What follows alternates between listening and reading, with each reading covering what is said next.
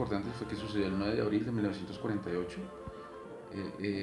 Todos esos sucesos sucedieron en la ciudad de Bogotá y principalmente estaban enmarcados en una situación muy tensa políticamente hablando, ya que tanto liberales como conservadores llevaban una fuerte disputa política. Cuando Jorge Eliezer Gaitán es asesinado, la revuelta popular de todos sus seguidores que lo habían estado acompañando en días anteriores en diferentes marchas, manifestaciones, como la Marcha del Silencio, la Marcha de las Antorchas.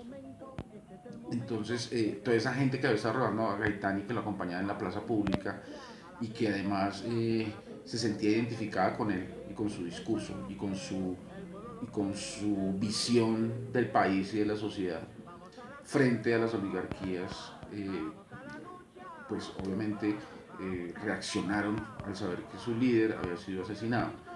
Eh, obviamente fue una explosión popular que ya históricamente viendo fue una explosión popular desorganizada, muy pasional, que en el momento en que sucede ese suceso tan terrible, eh, pues genera una destrucción de la ciudad. La ciudad es tomada primero por el pueblo como tal, como por la gente, por sus partidarios, que además hacen justicia por su propia mano, porque al capturar a Roa Sierra, el asesino supuesto de Gaitán, lo sacan de ese sitio donde lo tenían, en la droguería, lo entregan, o sea, acaban la reja que lo protegía en la droguería y es arrastrado, es golpeado, de tal manera que llevan el cuerpo a rastras y llega casi desnudo y lo tiran en la puerta del palacio. Hay una gran balacera, rodean el palacio, hay francotiradores por toda la ciudad.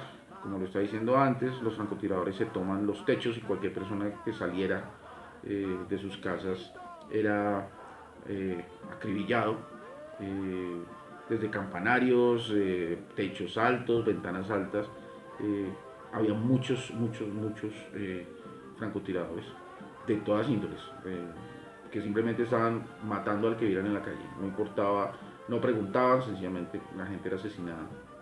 Obviamente, ¿qué pasó de todo esto? Gaitán muere, el partido gaitanista como tal pareciera que ahí empezó a desaparecer, aunque obviamente queda mucha gente que lo recuerda y se, se, se sigue conmemorando ese día, pero realmente si miramos en lo práctico que sucedió, para la ciudad de Bogotá, por ejemplo, fue un antes y un después. La ciudad quedó casi semidestruida en su zona céntrica. Muchas de las edificaciones tradicionales de la ciudad desaparecieron por incendios, derrumbes que se generaron a través de los incendios. Para algunos el 9 de abril será luctuoso por el hecho de que asesinaron una esperanza como era Jorge Luis Gaitán. Para otros será la fecha en que Bogotá cambió para siempre, que el país cambió para siempre, pero sobre todo Bogotá en el sentido de esa ciudad un poco, que aunque era llamada la Atenas suramericana, supuestamente por la cultura.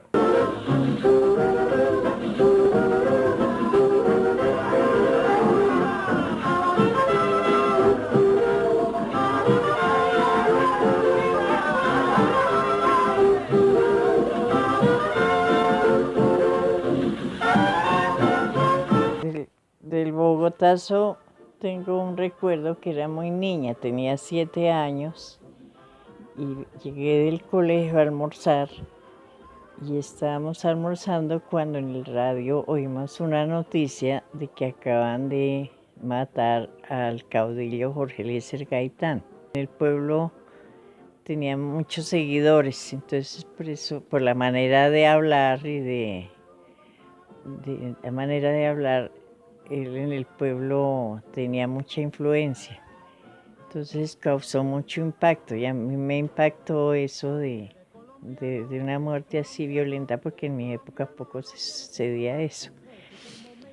Pero lo que más, esos son de los mis recuerdos y Y de pronto empecé a oír que decían por radio que se armara la gente, entonces que saquearan los almacenes en el centro, que era donde estaba todo el comercio, cerca de la Plaza de Bolívar. Y la gente empezó a sacar machetes y cosas que decían que iban a derrocar al gobierno, que en esa época el presidente era Ospina Pérez. Y la gente, otro problema que hubo fue que la gente se empezó a emborrachar y no estaban como sin sus cabales y no sabían qué era lo que estaban haciendo. Y ya para ese día, para defender, salió el ejército y la policía, entonces se formó como una revolución. Y hubo un incendio y había muchos francotiradores y por eso murió mucha gente, porque no se sabía de dónde disparaban. Eso era lo que yo oía, que decían que disparaban de los edificios altos que había en la época.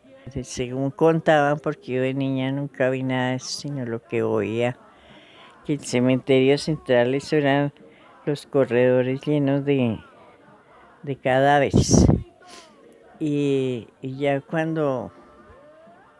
Y el otro problema fue ese saqueo tan terrible de los comercios, de los almacenes, de las entidades públicas que quemaron.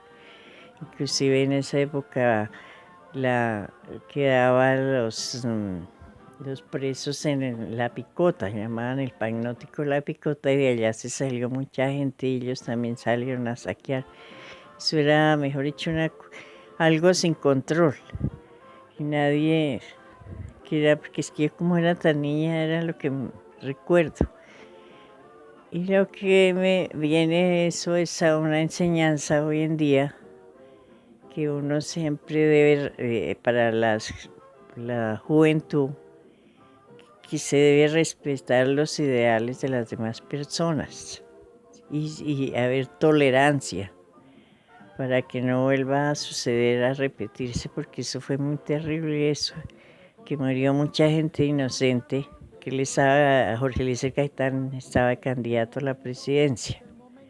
Y entonces, como más que todo era popular con el pueblo, la gente popular, entonces la gente por eso le echaba la culpa, decían la oligarquía en esa época, la gente que eran los oligarcas los que habían mandado matar.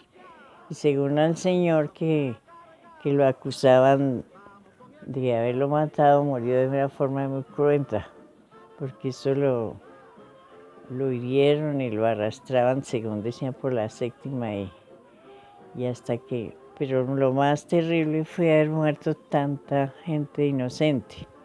Entonces es una enseñanza para la juventud hoy en día que tenemos que tener tolerancia y respetar las ideas y llevar las cosas con inteligencia y no con violencia.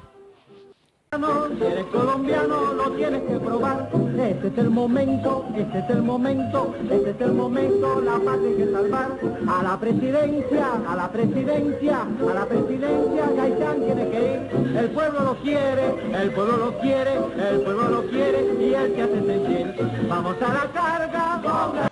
Que todo el mundo se alborotó, que todo el mundo recogió la gente ahí y todos que nos vamos a trincherarnos en la entrada del pueblo, porque mataron a Jorge Eliezer Gaitán. Entonces todo el mundo atrincheró con miedo de que llegara la guerrilla que llegaran los de Santa Bárbara que pensaban atacar a Montebello. Entonces estaban todos pues estaban los mayores. Rogelio tiene un concepto más firme porque estaba En mayor. todos los caminos pues, donde había entrada a Montebello. Yo lo que recuerdo es que en ese entonces todo el mundo prendía los radios a todo volumen. Y entonces esto incitaba a la gente porque todo el mundo cerraban escuelas y todo y eran aterrados de que habían matado a Gaitán.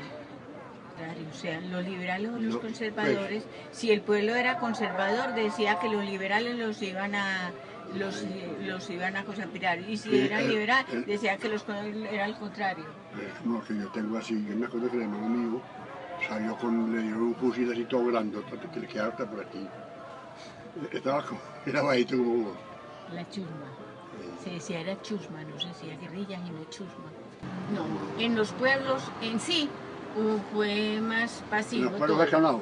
Ese día fue muy tremendo, era porque como había tanta difusión por las emisoras. En las ciudades. En las ciudades sobre todo, en mi pueblo no pasó nada, ¿no? Porque en las ciudades sí hubo incendios, sí hubo muchas cosas, sobre todo en Bogotá.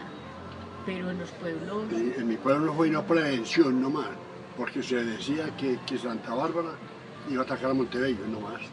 Lo quiere, el pueblo lo quiere y él se hace sentir. Vamos a la carga, con verdad. Vamos a la